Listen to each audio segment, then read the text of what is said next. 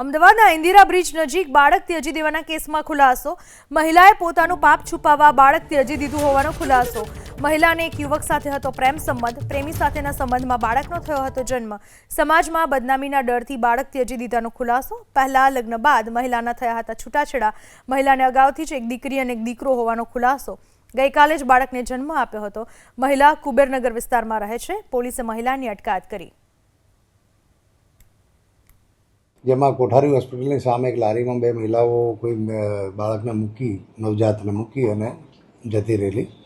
જે આધારે પોલીસે તારીખ 18ના રોજ જે છે તાત્કાલિક ગુનો દાખલ કરેલો BNS કલમ 93 મુજબ અને સમગ્ર ઘટનાની તપાસ કરતા જેમાં CCTVમાં તપાસતા જેમાં બે મહિલાઓ આ રીતે બાળકીને પેલામાં લારીમાં મૂકીને જતી દેખાય છે કે આ જે એક બેન છે દીપા જયરામદાસ સગનાની કરીને છે જે બંગલા એરિયા કુબેરનગરમાં રહે છે.